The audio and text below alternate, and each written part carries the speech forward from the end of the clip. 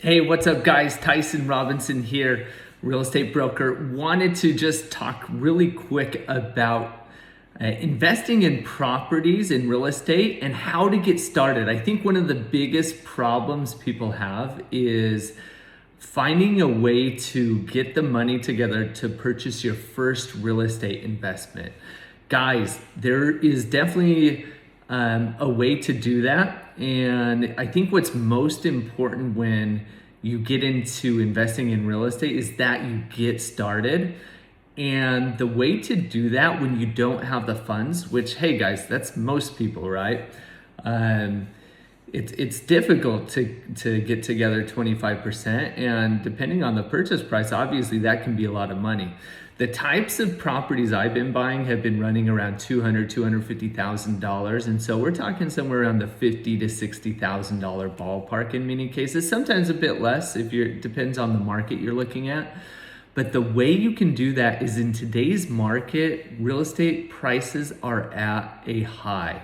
That means if you currently own a primary property, you probably have a good amount of equity. Instead of taking out money and buying toys or buying cars or anything like that, what I would definitely encourage you to do is maybe do a refi. Rates are at lows. Obviously they're around 3% in many cases. Money is cheap, debt is cheap. If you can find a property that makes sense, that cash flows, that has a good return, in many cases you can see 6, 7, 8%, if not more, depending on the type of property you're pursuing and in what area. You can cover the amount of the increase with that cash flow and then some. Or the other option to get started would, if you don't want to do a refi, a cash out refi to be able to purchase your first investment, you can do a home equity line of credit. And there's a few banks out there, probably a number of them actually, that have really great products, lines of credits that you can pull out, that you can set up on your property, of 50,000, 100,000, if not more than that, depending on the amount of equity you have in your home, and be able to use those funds to go ahead and purchase your first one. I think what's important here is that you get the first one. You determine that you are going to invest in real estate. And I can promise you that in the long term, by doing so, you are definitely going to benefit and you're going to be able to create wealth.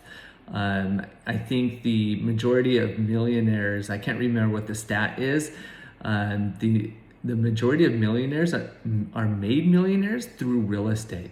Guys, got to remember, you're making money in 3 different ways, right? You have a tenant that's paying your mortgage, and on top of them paying your mortgage, you're cash flowing a certain amount of money. And if you're having to pull from a home equity line of credit or a cash out refi, that extra income is going to allow you to knock it back down. But it also allows you to have that leverage to be able to move on to the next one, to the second property. But again, I think the key is being able to get your first one, because then you get your feet wet, you figure out what it's like, what it requires to get your first property, and then it's all downhill from there. It's almost a mindset. It is a mindset thing, right? I think a lot of people think about it for years and years and years. The key here is take action, right? So anyway, I encourage everyone who's thinking about buying their first property, you may want to consider a home equity line of credit or cash out refi. It's a great way to be able to make that happen, right? Most people cannot, they don't just have the $50,000 sitting in their bank account to allow them to purchase a property. It's easier than you think to be able to purchase. And again, let me just re-emphasize the 3 different ways you're making money by purchasing an investment in real estate. And it's very low risk, especially if you're cash flowing on that property and have a good return. So you got to be careful which property you pursue, right? You don't want to be negative each and every month. But the tenant's paying down your mortgage, plus you have that cash flow. You have the property appreciating. So that is a second method of obviously having your money at work for you. And then over time, rents go up. So your cash flow, if it's today 300, it's going to go up to 400, 500, 600. 10 years from now, it may be up to $1,000 per unit, depending on the types of units you're pursuing and so forth. So anyway, the key here, guys, invest in real estate.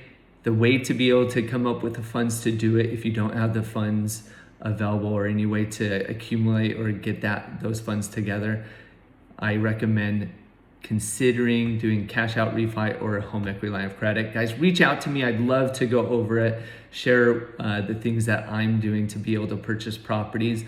I'm currently at 8 units, and my goal is to just continue with that, and hopefully at least a couple a year is what I'm targeting.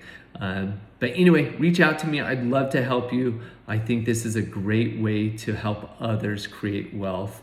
I don't benefit much from this at all. So this is more of just me really wanting to see people succeed and make more money and make better, wiser decisions long-term for them and their families. So anyway, reach out to me. Have a good one, guys. Thanks for tuning in. Bye.